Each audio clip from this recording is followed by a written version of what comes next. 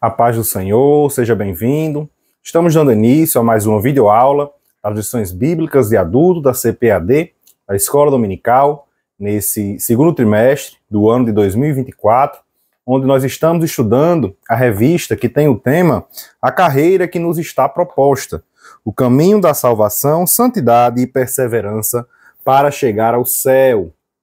Esta revista desse trimestre, hoje dando continuidade ao nosso assunto, estaremos estudando a lição de número 10, lição que vai ser estudada de forma presencial no dia 9 de junho de 2024, que também será comemorado o Dia do Pastor, e tem como título Desenvolvendo uma Consciência de Santidade, né? Estaremos tratando a respeito desse tema, santidade, muito importante para nós como cristãos e às vezes até muito confuso, né? Muitas pessoas têm uma certa confusão com o termo e às vezes não entendem muito bem o que é, ou vêm com um conceito já ali pré-concebido, né, da época em que não era ainda cristã. O texto áureo que se encontra em Hebreus, no capítulo 12, versículo 14, diz o seguinte: segui a paz com todos e a santificação, sem a qual ninguém verá o Senhor. Então aí a importância da santificação. Sem ela não veremos a Deus. Então ela é imprescindível para o cristão em sua caminhada. A verdade prática nos diz que na jornada para o céu devemos estar conscientes a respeito da necessidade de ter uma vida santa para nos encontrarmos com o Senhor. Então precisamos ter uma vida de santidade para nos encontrarmos com Deus. A leitura bíblica em classe se encontra na primeira epístola de Pedro, no capítulo 1, dos versículos 13 até o 21. Né? Os irmãos façam aí a leitura. Nós estaremos também aqui utilizando esse texto durante a nossa lição. Né? Então aqui nessa lição de hoje estaremos vendo a importância desse processo, né? O processo da santificação na caminhada do cristão rumo ao céu. E aí a gente vê esse processo da salvação dentro, ou melhor, da santificação dentro do processo da salvação, né, já que a caminhada do cristão rumo ao céu, na verdade, é o processo da salvação, né? Então se trata de um processo dentro de outro processo, né? O processo da santificação dentro do processo da salvação, né? Então a santificação acaba por se confundir com a própria salvação, por estar presente em todos os estágios da salvação, do processo da salvação. A gente vê na etapa inicial do processo da salvação, a santificação ali juntamente com a justificação e a regeneração, na etapa progressiva, contínua do processo da salvação, que é a própria santificação, como a gente chama, né, a santificação progressiva, e no aspecto final, a santificação final ou perfectiva, aí estando junto com a glorificação, né, que é o aspecto da etapa final do processo da salvação. Né? Então a gente vê ela junto aí com a justificação, regeneração e glorificação, atuando, né, a santificação aí no processo da salvação. Né? Então a salvação é o processo maior, né, como tudo. A santificação está dentro do processo da salvação, que tem outros elementos, como a gente disse, né, justificação, regeneração, glorificação, e alguns falam filiação também, enfim. Então a santificação está dentro, mas acaba se confundindo por estar presente em todos os processos. E nessa aula de hoje estaremos falando das etapas do processo da santificação, né, que também é um processo, portanto. Né? Então, nós estaremos vendo aqui hoje, né, a santificação como uma exigência para os servos de Deus, né, ou seja, para o povo de Deus. Tanto para o povo de Deus no Antigo Testamento, era uma exigência, como para o povo de Deus no Novo Testamento também, que é a igreja, né? Estaremos vendo também os estágios e o propósito, né, a finalidade da santificação na vida do cristão, né? Estaremos vendo essas etapas, como a gente falou, né? As 3 etapas do processo de santificação, e a finalidade dela na vida do cristão. Por quê? Por que santificar? Qual o propósito? Qual o alvo? Qual o objetivo final da santificação para o crente, né? E estaremos também vendo aí, por último, a santidade e a justiça como atributos divinos, atributos comunicáveis, né, que Deus comunica para conosco, né, e também aí a necessidade de os salvos, eles desenvolverem esses atributos por meio do fruto do Espírito, né. Então, nós, na verdade, para alcançarmos a finalidade, o propósito da santificação, que é de nos tornarmos ali semelhantes a Cristo, né, termos o caráter de Cristo em nossas vidas, iniciamos já isso durante a nossa caminhada, né? Durante a caminhada cristã, iniciamos já esse processo de regeneração, de transformação, onde passamos ali a nos parecer cada vez mais com Jesus. Claro que isso será perfeito somente durante a glorificação, por ocasião do arrebatamento da igreja, mas né, a gente já vai experimentando algo disso, a transformação promovida pelo fruto do Espírito Santo gerado dentro de nós, que é, na verdade, aí algo que está relacionado também ao processo de santificação, né? Então é importante a gente ressaltar aqui, né, que nós buscamos nos santificar porque somos salvos, né? Já entramos ali pela porta estreita, já possuímos a salvação em nossas vidas, né? Então não estamos nos santificando para sermos salvos. Nos santificamos porque já somos salvos. É importante a gente destacar isso, até porque a salvação não é pelas obras, a salvação é pela fé, não é por aquilo que fazemos. Então somos salvos, atravessamos ali a porta estreita, somos posicionados como santos e ali passamos ali a agir, né, nesse processo da santificação, né, buscando ali ter uma vida de santidade, não para obter a salvação, porque já a obtivemos, né? Então é importante a gente ressaltar isso daqui. Então aqui no primeiro tópico, o autor ele fala da perspectiva bíblica da santificação, né? Então aqui a gente vê que no Antigo Testamento o tema santidade, ele já estava ali presente, né, no meio do povo de Israel, o povo de Deus no Antigo Testamento, o povo de Israel, como a gente vê, por exemplo, ali em Levítico, capítulo 19, versículo 2, né, um texto bastante conhecido, visto que é o texto que é trazido lá para 1 Pedro, né, quando Pedro fala, é o texto ali referente a Levítico, né, porque Deus ele fala a Moisés, Levítico 19, 2, ele diz assim, ó, fala a toda a congregação dos filhos de Israel e diz-lhes, santos sereis, porque eu, o Senhor, vosso Deus, sou santo. Né? Então essa é uma característica de Deus, essa é uma característica divina, a santidade. Né? Então esse termo já era um termo que estava bem difundido ali no meio do povo de Israel, né? Antigamente. Então você vê também ali em Êxodo, capítulo 20, versículo 8, né? Com relação ao sábado, né? Para o santificar. Vemos também ali em Salmos, no capítulo 30, versículo 4, mostrando o povo de Deus também como um povo santo.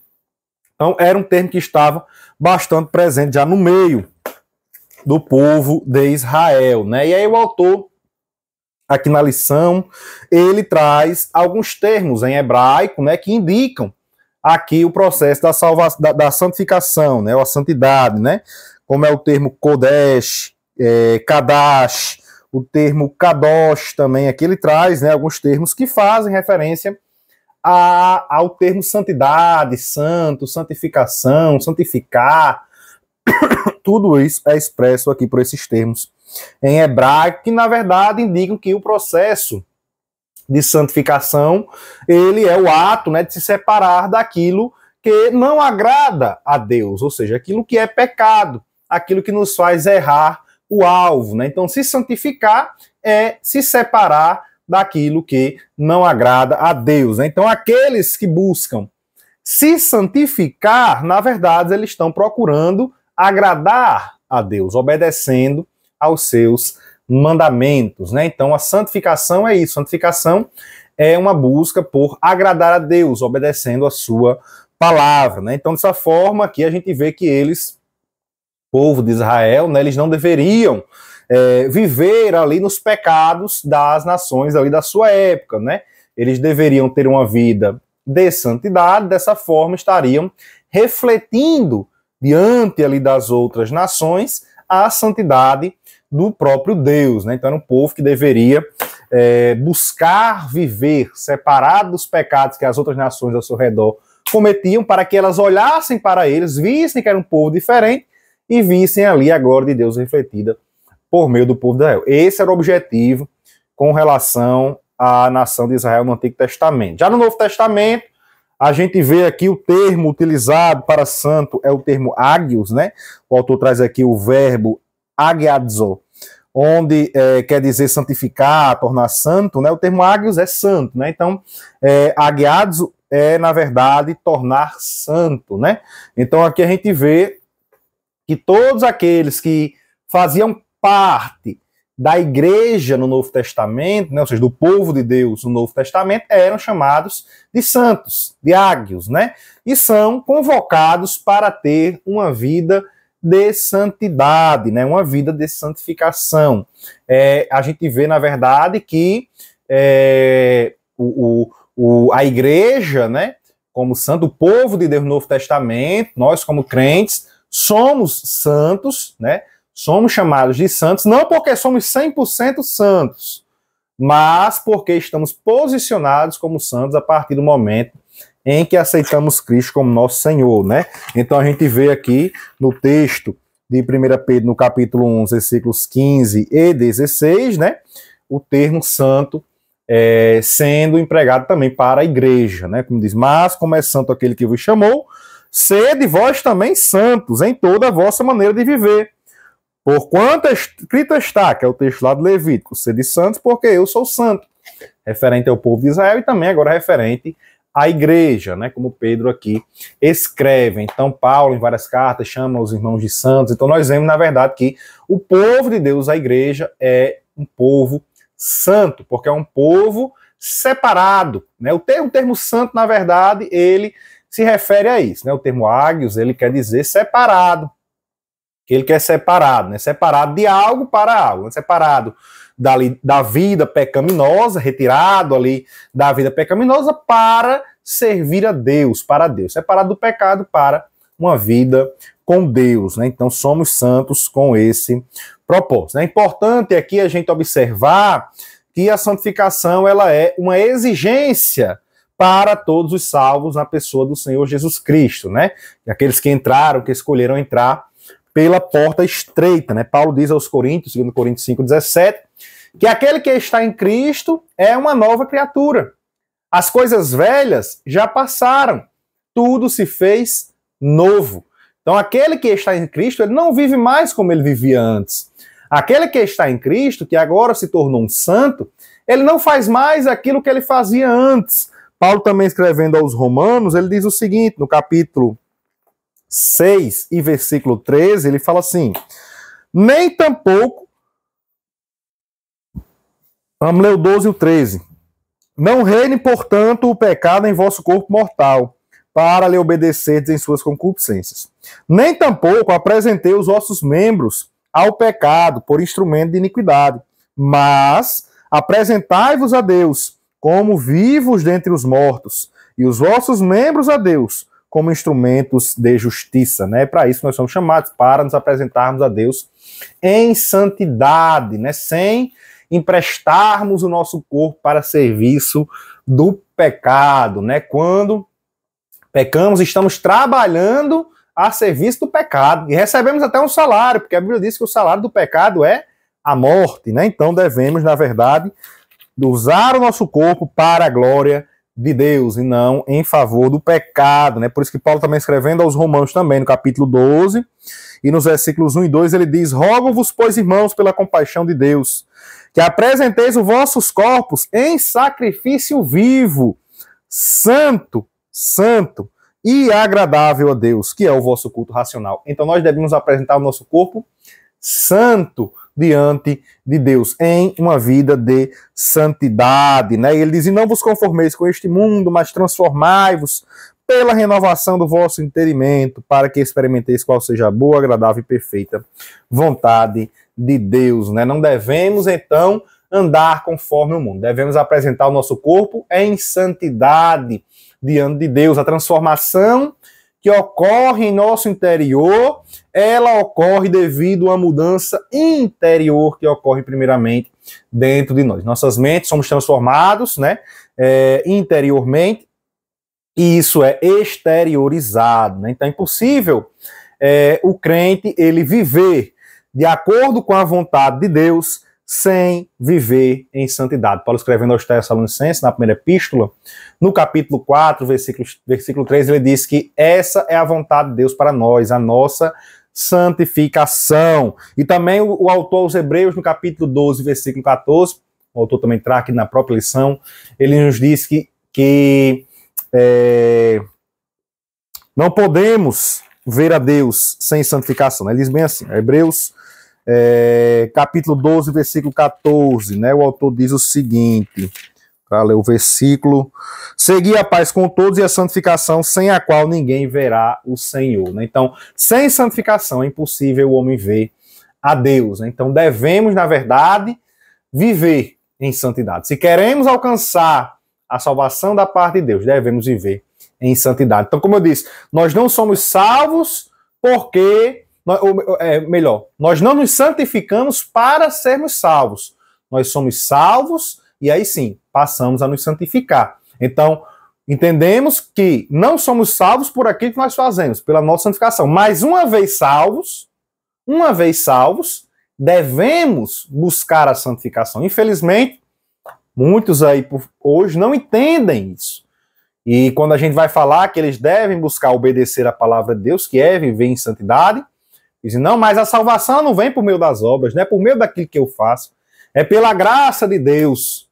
E aí esquecem que devem obedecer a Deus para alcançar a salvação. Não devemos pensar que vamos alcançar a salvação de qualquer forma, não. A gente sabe que a salvação ela não é por meio dos nossos esforços. A salvação não é por meio dos nossos esforços. Mas, sendo salvos, devemos nos empenhar, devemos nos esforçar para trilhar essa caminhada no caminho apertado e chegarmos aos céus.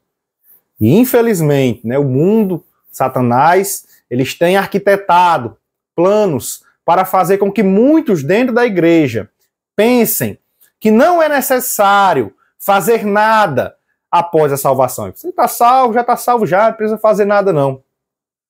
Não precisa obedecer a pastor, porque na verdade não dizem nem que você está obedecendo a palavra, é o pastor. Não precisa obedecer ao seu líder. Não precisa escutar o que esse pessoal está falando. Basta você seguir a Cristo. E aí seguir a Cristo, na verdade, na cabeça deles é fazer o que bem entendem.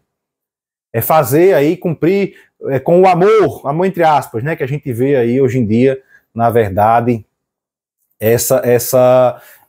acabando, né, na verdade, com o termo amor, né? A gente vê, na verdade, um amor deturpado aí no mundo. E muitos, isso eu falo, meus irmãos, para quem está dentro da igreja, não é para quem está lá fora, não. Quem está lá fora nem se importa em viver em santidade. Muitas vezes, na verdade, querem até dizer que são santos, vivem em aparência, mas nós vemos claramente isso. Mas dentro da igreja, pessoas que se dizem crentes, mas que hoje não querem mais viver em santificação. Não querem mais ter uma vida de santidade. Infelizmente, a gente tem visto isso como uma coisa crescente dentro da igreja, dizendo aí claramente que não é necessário fazer nada para ser salvo, porque a salvação é pela graça, é por meio da fé. Eu tenho fé, mas aí a fé sem as obras, a fé sem as atitudes, a fé sem as ações, ela é morta.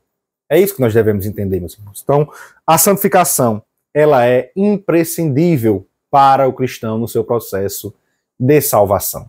É isso que devemos ter em mente, né? Devemos obedecer, né? A obediência ela é imprescindível, como o autor aos Hebreus fala no capítulo 5, versículos 8 e 9. Ainda que era filho, aprendeu a obediência por aquilo que padeceu.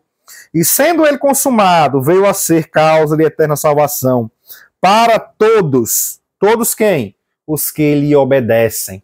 Então precisamos, se queremos receber a salvação da parte de Deus, precisamos ser obedientes. Precisamos nos santificar. Se não nos santificarmos, não receberemos a salvação da parte de Deus. É isso que temos que entender, meus irmãos. Infelizmente, as pessoas do mundo, eles não entendem dessa forma. E às vezes, quando vê o crente buscando a santificação, ou seja, fugindo da prática pecaminosa, da vida pecaminosa que eles vivem, aí eles não entendem, porque eles não discernem as coisas espirituais, mas nós entendemos. Mas infelizmente, muitos são levados por esse tipo de coisa. Ah, desde ser brega, ser virgem. Ah, desde ser brega, o que é que tem? Mentir um pouquinho, não tem nada não. É uma mentirinha de leve, é para um bem maior. Não, homem.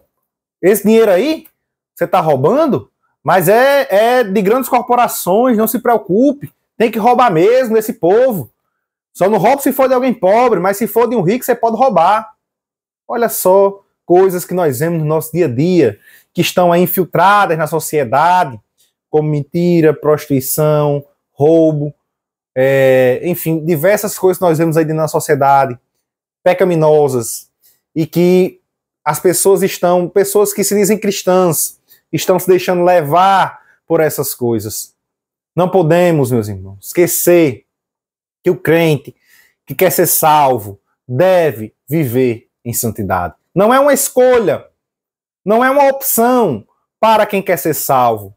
É um dever, é uma obrigação se santificar. É isso que deve ter em mente. Porque às vezes a pessoa está dizendo, a gente não pode impor. Não é questão de impor, quem está impondo não somos nós, não é a igreja quem impõe a santificação.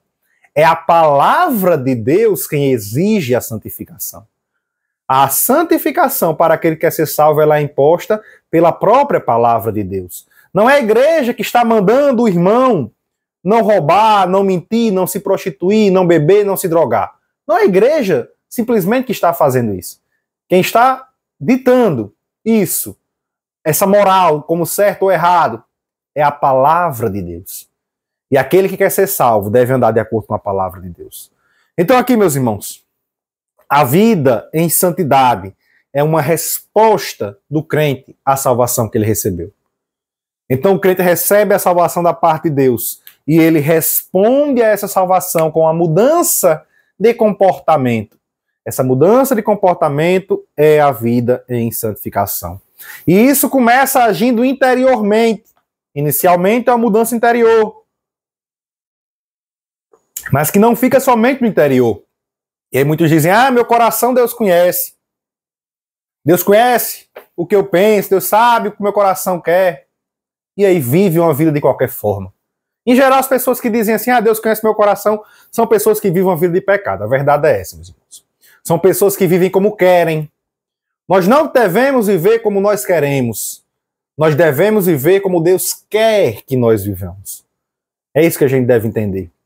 Então, essa mudança interior proporcionada pelo novo nascimento, pela palavra de Deus posta em nosso coração, né? Como o salmista diz, escondi a tua palavra em meu coração para não pecar contra ti. Então essa palavra que está escondida em nosso coração, que nos renova, que nos transforma, essa palavra que nos transforma interiormente, faz com que as mudanças exteriores elas aconteçam como consequência. Então aquele que tem uma transformação interior, ele vai ter uma mudança exteriorizada. E essa mudança exterior, ela pode ser identificada por meio dos frutos. É isso que devemos entender. Então não basta dizer que teve uma mudança. Não basta dizer que está arrependido. É necessário mostrar pelos seus atos essa mudança. E aí Jesus diz, Mateus capítulo 3, versículo 8, João Batista diz assim, produzir frutos dignos de arrependimento. Né? Então nós devemos, na verdade, produzir frutos dignos de arrependimento. E aí Jesus mais à frente vai e fala, pelos frutos os conhecereis, os falsos profetas. Da mesma forma que os falsos profetas são conhecidos pelos frutos, quem é sal da terra e luz do mundo também é conhecido pelos seus frutos, pelas suas obras. Mateus 5,16 diz, assim resplandeça a vossa luz diante dos homens, para que as vossas boas obras, para que vejam as vossas boas obras e glorifiquem o vosso Pai que está nos céus. Então veja, é necessário que as pessoas vejam as nossas boas obras. E eles vão ver. Não precisa a gente sair também mostrando para as pessoas que nós somos santos, não. Espalhando, passar um carro de som dizendo aí que a gente é santo, não. As pessoas vão ver que nós somos santos. As pessoas vão ver um diferencial na sua vida.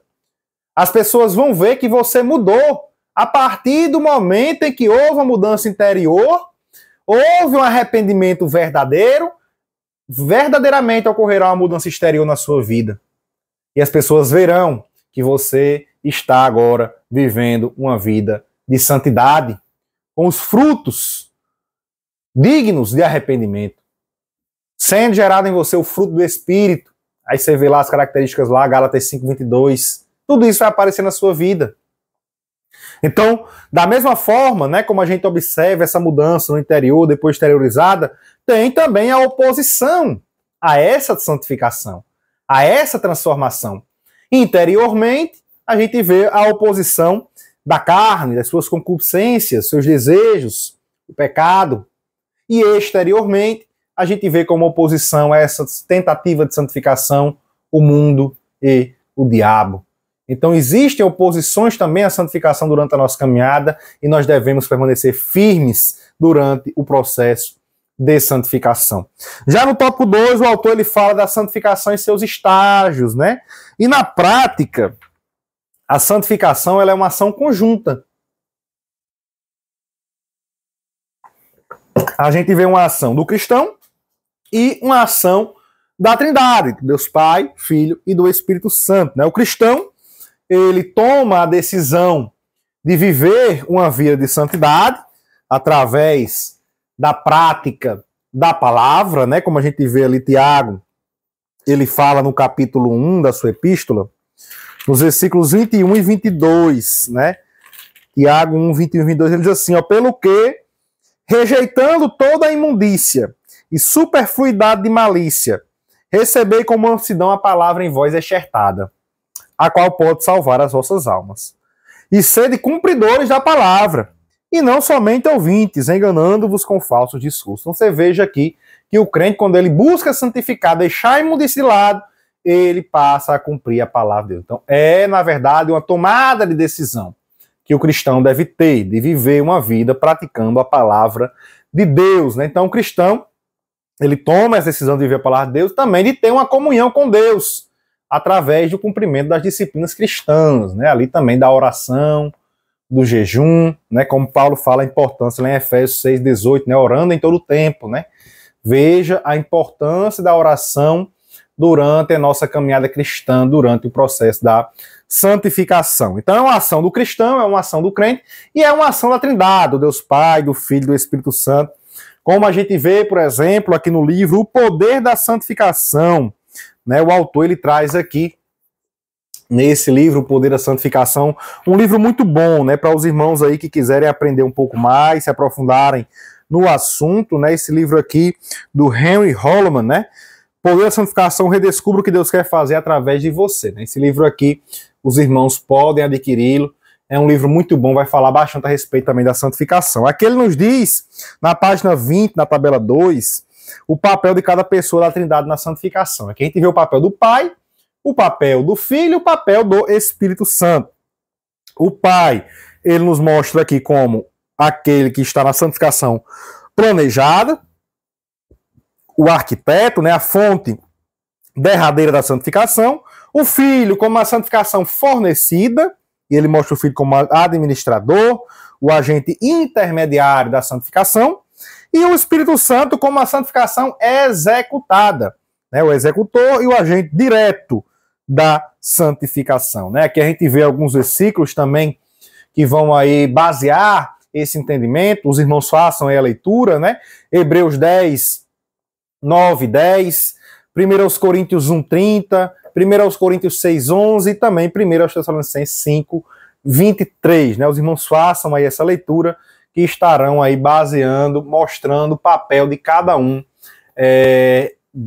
da Trindade, né? De cada um, de cada pessoa da Trindade, o Pai, o Filho e o Espírito Santo, papel de cada um no processo da santificação, né? Essa santificação ela pode ser vista como um processo, né, dividido, como a gente falou, em 3 etapas, que coincidem também com as etapas do processo da salvação, né? A gente tem a etapa inicial, a santificação posicional, que coincide aí com os elementos da etapa também inicial da salvação, que é a justificação e a regeneração. Então, a santificação posicional. Somos posicionados como santos, inicialmente, né? Aceitamos a Cristo, nos arrependemos, vem a conversão, com a justificação e a regeneração por meio da fé, e aí somos posicionados como santos. Santificação posicional.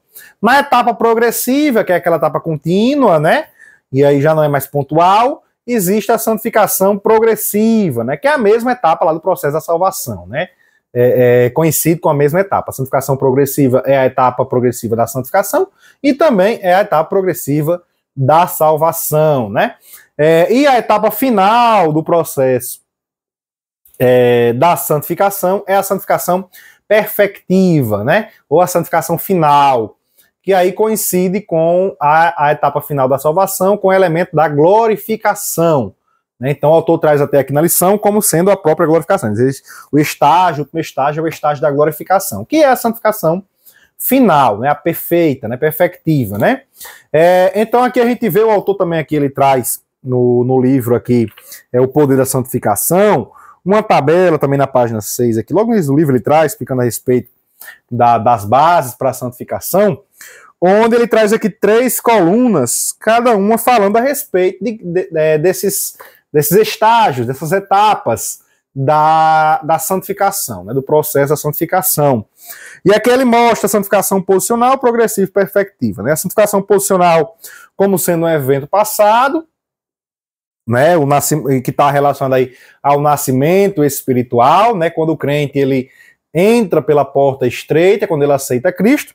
A progressiva como sendo ali um processo presente, que é a maturidade espiritual, crescimento espiritual, e a santificação perfectiva é um evento futuro, né? Está relacionado ali à perfeição espiritual. Aqui ele traz também algumas outras coisas, né?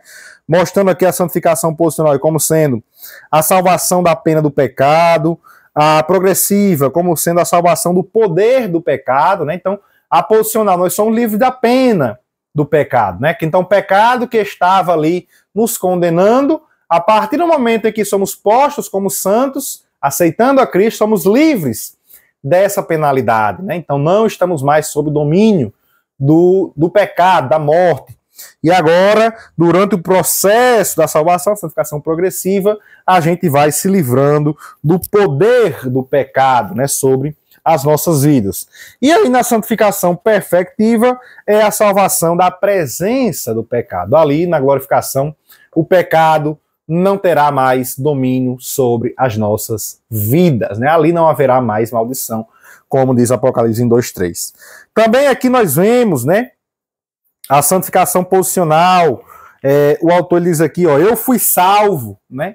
Na santificação posicional é algo que ocorreu. A salvação ali está relacionada com um evento passado e posicional, né? Aqui ele fala de Efésios 2:8-9, onde Paulo diz, né, sois salvos. Então, veja, estamos posicionados como salvos.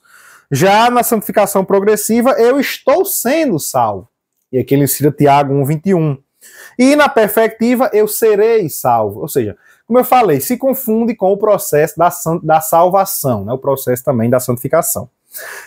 Na santificação posicional, nós vemos aqui a consagração do corpo. Aí ele cita aqui 1 Coríntios 6:19-20.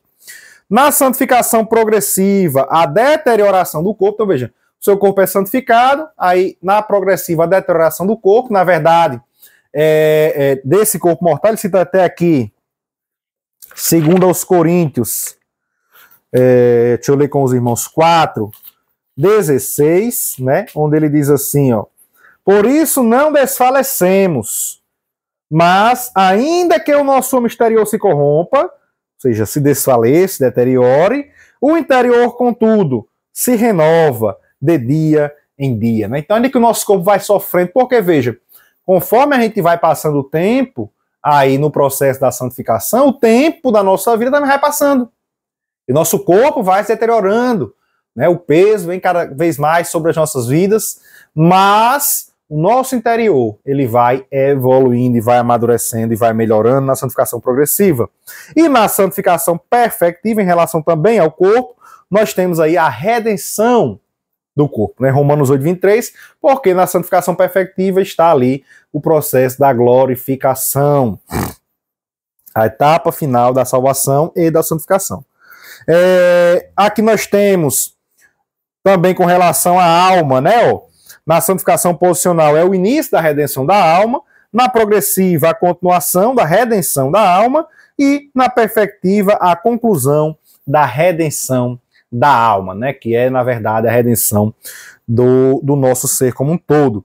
E aí também traz aqui as etapas, né, da salvação, nós já citamos, e também aqui ele fala como a questão da adoção, da filiação para com Deus, né? Na santificação posicional, a adoção como filhos de Deus. Então, quando nos santificamos, somos postos como santos, somos adotados como filhos de Deus, somos feitos filhos de Deus. Durante a nossa caminhada, maturação como filhos de Deus, né? Estamos ali em crescimento como filhos de Deus. E no final, na santificação perfectiva, a manifestação como filhos de Deus. Seremos ali manifestos, né? Como Paulo também fala aos Colossenses, no capítulo de número 3 e no versículo de número 4, vou ler o 3 e o 4, ele diz assim, porque já estáis mortos, e a vossa vida está escondida com Cristo em Deus. Quando Cristo, que é a nossa vida, se manifestar, então também vós vos manifestareis com ele em glória. Né? Então veja que essa manifestação como filho de Deus virá apenas no processo da glorificação, ali na santificação perfectiva. Né? Ele traz aqui uma tabela riquíssima, né, para os irmãos que puderem adquirir esse livro, um livro muito bom. Ele traz aqui vários capítulos, né, falando a respeito da santificação. Muita coisa que está aqui na lição está dentro desse livro, né, contida aqui dentro de conteúdo, né, e aí os irmãos podem estar também adquirindo aí no site da CPAD ou na internet, os irmãos conseguem adquirir aí esse livro com facilidade, certo? Não é tão caro, dá para os irmãos adquirir e é muito bom para o crescimento espiritual, né? Então aqui a gente vê que quanto ao propósito, o autor também traz aqui no tópico 2, né, o propósito, o alvo da santificação, né? A gente percebe claramente ao longo das Escrituras Sagradas que é o de refletir o caráter de Cristo em nossas vidas, né? Ali por meio do fruto do Espírito. O fruto do Espírito ele é gerado dentro de nós e ele vai nos transformando para sermos conforme Cristo é.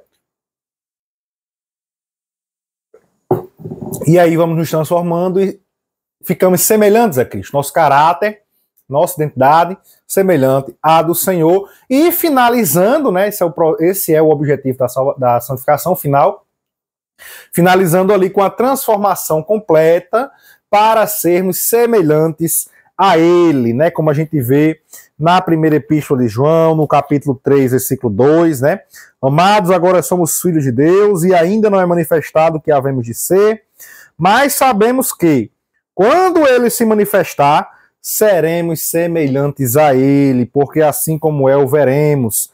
Também Paulo, escrevendo aos Filipenses, no capítulo 3, versículos 20 e 21, ele diz, mas a nossa cidade está nos céus, donde também esperamos Salvador, o Senhor Jesus Cristo, que transformará o nosso corpo abatido para ser conforme o seu corpo glorioso, segundo o seu eficaz poder de sujeitar também a si todas as coisas, né? Que maravilha, meus irmãos. Então aqui finalizamos o autor no terceiro tópico falando a respeito do julgamento do Deus Santo, né? Então aqui a gente vê que dentre os vários atributos de Deus estão ali a santidade e a justiça, né? A santidade. Aqui nós vemos claramente 1 Pedro, capítulo 1, nos versículos 15 e 17, tá na leitura bíblica em classe, né?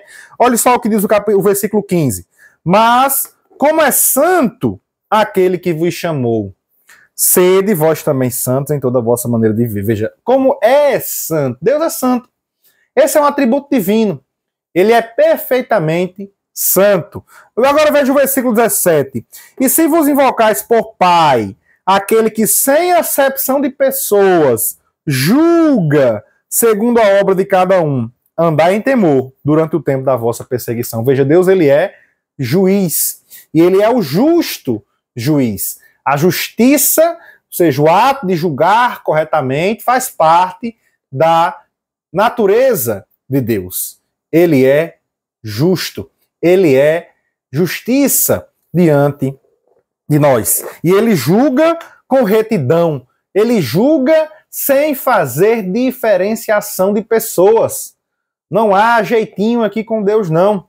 Ele julga da forma correta, né? Então, esses atributos, santidade e justiça, eles se relacionam na natureza divina. De modo que, se nós pecarmos contra Deus e atingirmos negativamente a sua santidade, a justiça de Deus é acionada e somos punidos por nossas transgressões, né? Como a gente vê Romanos, capítulo 2, versículos do 6 até o 11. Paulo, ele diz o seguinte, Romanos, capítulo 2, deixa-me abrir aqui, capítulo 2, do 6 ao 11, Paulo diz assim, ó, o qual recompensará cada um segundo as suas obras. Isso vale tanto para o tribunal de Cristo, para os crentes, aqueles que ali não é um tribunal para condenação, é um tribunal para julgar as obras de cada um, como vale para o tribunal do trono branco. Ali já é um para condenação, né? Então existirá ali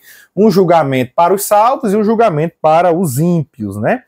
E ele diz, a saber, a vida eterna aos que com perseverança em fazer o bem procuram glória, honra e corrupção, mas a indignação e a ira aos que são contenciosos e desobedientes à verdade e obedientes à iniquidade. E aqui ele mostra, né, que ele não faz essa acepção, né, porque ele mostra, termina com 11 dizendo, porque para Deus não há acepção de pessoas. Isso vale tanto para o judeu como vale para o grego. Vale para toda a humanidade, né? Então Deus, ele é um Deus justo, né? Ele julga e julga com justiça, né? A lei da semeadura, ela vale para todos. Gálatas, capítulo 6, 7 e 8, né? Capítulo 6, versículos 7 e 8, né? Onde a gente vê ali a lei da semeadura, né? Então, aquilo que o homem plantar, ele vai colher. Se ele plantar na carne, vai colher corrupção. Se ele plantar no espírito, vai colher a vida eterna, né? Então, é importante aqui a gente ressaltar que esses atributos divinos, eles não são, na verdade, adversos, né? Como muitas pessoas gostam de dizer assim, Deus é amor, mas também é fogo consumidor. Que ali, na verdade, está querendo falar como se fosse uma justiça, né? Deus é justo e julgará os ímpios. Mas, na verdade, e aí sim, de forma diversa a isso, a esse pensamento, essa frase não está errada. Ou melhor, essa frase está errada, essa frase não está correta. Porque Deus, ele é amor e é fogo consumidor. Esses atributos, eles ocorrem de forma simultânea. Não são adversos, não são estranhos um ao outro. Onde a justiça de Deus está, está também o amor de Deus. Onde o amor de Deus está, ali também está a sua justiça. Eles ocorrem simultaneamente. Na verdade, quando a justiça divina ela é aplicada juntamente com o amor de Deus. Porque, veja, aqueles que cometem pecado contra Deus serão condenados, mas aqueles que não cometem, esses serão ali abençoados por Deus. Esses receberão a recompensa da parte de Deus. Porque senão, se Deus não fosse justiça, se Deus não agisse com justiça, então não iria independer daquilo que nós fizemos. Deus iria escolher aleatoriamente aqueles que ele iria abençoar e aqueles que iriam ser julgados. Como alguns gostam de falar por aí, mas não é bem dessa forma que acontece, né? Então, além disso, vale ressaltar aqui, né, que esses atributos divinos, eles são comunicáveis, ou seja, Deus, ele permite que nós também tenhamos esses atributos aí, ele nos comunica. Existem atributos comunicáveis e incomunicáveis, né? Por exemplo, a onipotência, a onipresença, a onisciência divina são incomunicáveis, pertencem somente a Deus. Os atributos comunicáveis é aquele que Deus permite que nós também tenhamos. É o caso da santidade e da justiça, né? Então isso deve ser desenvolvido no caráter do cristão. Santidade e justiça. Somos chamados para ser santos, como o título diz, desenvolver uma consciência de santidade, inicialmente no interior, e isso vai ser exteriorizado, né? Uma consciência de santidade é uma mudança interior, e essa mudança ela vai ser exteriorizada, né? Então aqui nós vemos também nos versículos 15 e 17, né, da primeira epístola de Pedro, que ele fala da característica divina e nos mostra como devemos proceder. Veja, mas como é santo aquele que vos chamou, característica de Deus, Sede vós também santos em toda a vossa maneira de viver, característica nossa. Então, Deus é santo, devemos também ser santos, atributo comunicável.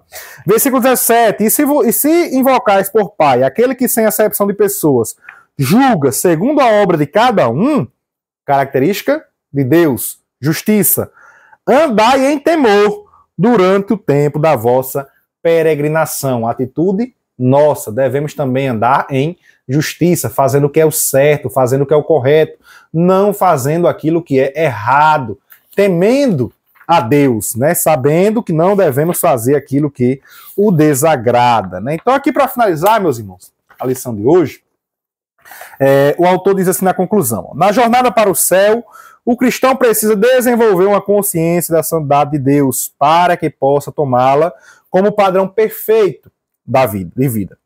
Devemos sempre progredir em santidade, é um crescimento, né? Desde o momento em que iniciamos a vida com Cristo até o final da nossa jornada. Deve ser, a gente sabe que às vezes tem uns platôs durante a vida, mas é um crescimento, é algo contínuo, não devemos crescer e diminuir, não, é um crescimento que temos na nossa jornada cristã. Sabemos que às vezes tem os percalços na nossa vida e que a gente vai manter ali naquele nível, mas nunca baixar o nível de santidade. Até o momento final da nossa jornada, estamos no tempo de ser conscientes de que Deus ama a todos e não deseja que ninguém se perca. Todavia, como Pedro diz, né, na sua epístola, todavia os que rejeitam uma vida santa e se entregam ao pecado sofrerão a condenação eterna, pois a santidade e a justiça são atributos de Deus que não se contradizem, né, como a gente já falou aqui, e não se contradizem, inclusive, com o amor de Deus. Na próxima lição de número 11, né, estaremos estudando a realidade bíblica do inferno, né, que é uma continuidade até o que a gente terminou aqui falando, né? O inferno, ele é uma realidade, e aqueles que desobedecem a Deus estão seguindo o rumo a lá. Até os irmãos aqui que ficaram até aqui conosco nesse vídeo, né, eu peço que curtam, peço também que compartilhem com seus familiares, com seus amigos, com seus irmãos, para que sejam edificados a palavra de Deus, né? Então, participem presencialmente também da Escola Bíblica Dominical neste domingo e até o nosso próximo vídeo. Que Deus abençoe a todos, em nome de Jesus.